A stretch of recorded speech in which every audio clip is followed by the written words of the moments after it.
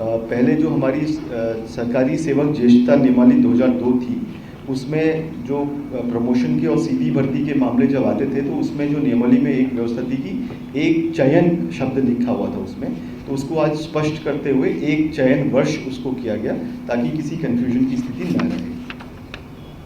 इसके अलावा ये मद है हमारा, ये नागरिक उड्डयन विभाग का मद है।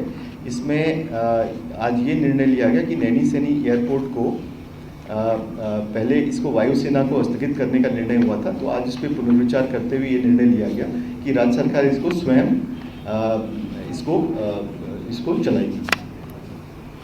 एयरपोर्ट्स ने मना कर दिया, एयरपोर्ट्स ने मना किया? नहीं, वो ऐसा मना नहीं किया था, लेकिन ऐसा है कि चूंकि उस समय हमारा एयरपोर्ट चल नहीं रहा था तो ये सोचा गया था कि एयरपोर्ट्स को देने से स्पीड अप हो जाएगा, लेकिन अब एयरपोर्ट हमारा चल गया है और हमने उसमें ये किया था कि एयरपोर्ट अथॉरिटी ऑफ इंडिया की मदद ली थी, उनके माध्यम से मैन पावर ली थी हम लोगों ने, तो उसी व्यवस्था को, ठीक चल रही व्यवस्था, उसी व्यवस्था को आगे चलाने का निर्णय लिया गया है और यदि वायुसेना की जो भी आवश्यकता होगी तो वो उसमें उनको प्राथमिकता दी जाएगी। इसके अलावा एक मत ये था कि हमारा लगभग 212 हेक्टेयर भूमि पंतनगर एयरपोर्ट के लिए एयरपोर्ट अथॉरिटी ऑफ इंडिया को दी गई थी। आज उस पर माननीय मंत्रिमंडल द्वारा अनुमोदन प्रदान किया गया।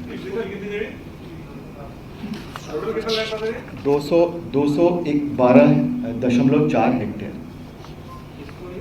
Airport authority of India Pantnagar airport के एक्सपेंशन के। इसके अलावा ये एक मत भूतत्व एवं खनिकर्म विभाग के क और ख जो पद थे, वो पदों का कुछ रिस्ट्रक्चरिंग हुई थी, तो उनकी नियमावली आज प्रख्यापन करने की आज माननीय मंत्रिमंडल द्वारा अनुमति दी गई। ख श्रेणी के पद थे। इसके अलावा आज ग्राम विकास विभाग का भी एक मत था कि हाउस ऑफ हिमालयाज जो कंपनी जो गठित है उसके फाइनेंशियल और एडमिनिस्ट्रेटिव रूल्स और कंपनी का जो ऑर्गेनोग्राम है उस पर आज माननीय मंत्रिमंडल के द्वारा स्वीकृति दी गई।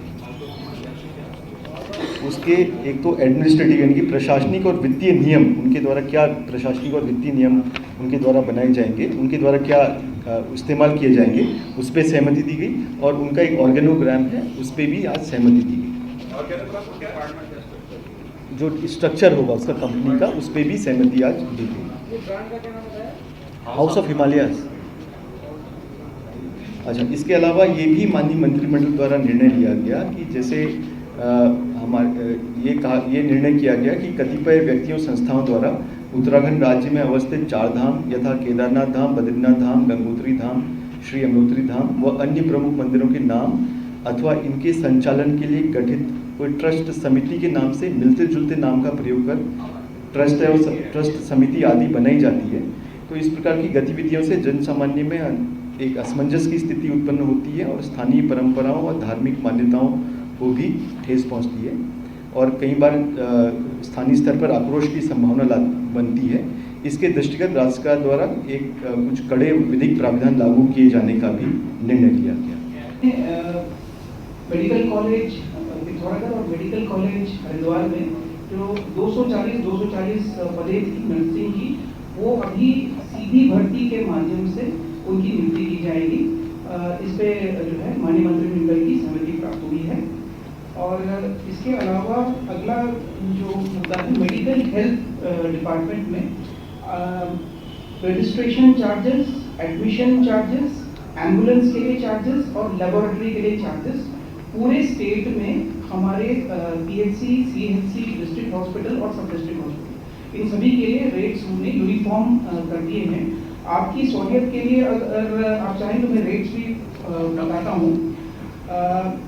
जैसे ओपीडी के लिए पीएचसी में पहले एवरेज जो प्राइस था वो 13 रुपये था, उसको कम करके 10 रुपये कर दिया गया है। ऐसे ही सीएचसी में 15 रुपये था और 10 रुपये कर दिया गया है। जिला चिकित्सालय एवं जिला चिकित्सालय में पहले रेट 28 रुपये था, अभी उसको 20 रुपये कर दिया गया है। ये ओपीडी की बात कर रहा हूँ। वैसे आईपीडी में पीएचसी में 17 रुपये था, 15 रुपये कर दिया गया है। सीएचसी में 57 था और उसको 25 कर दिया गया है, 25। और जिला चिकित्सालय में 134 था, जिसको कम करके 50 रुपये कर दिए गए हैं। ये मैं बता रहा हूँ IPD के बारे में। इसके ये है रजिस्ट्रेशन चार्जेस, जो पर्ची बनता है जैसे जाते हैं हॉस्पिटल में। दूसरा है एडमिशन चार्जेस। एडमिशन चार्जेस भी कम कर दिए गए हैं और यूनिफॉर्म कर दिया गया है। जैसे जनरल वार्ड है, जनरल वार्ड में PHC के लिए नॉर्मली क्या होता है कि 3 दिन तक चार्ज नहीं करते हैं, 3 दिन के बाद चौथे दिन ही चार्ज करना शुरू करते हैं। वो उस व्यवस्था को यथावत रखा गया है।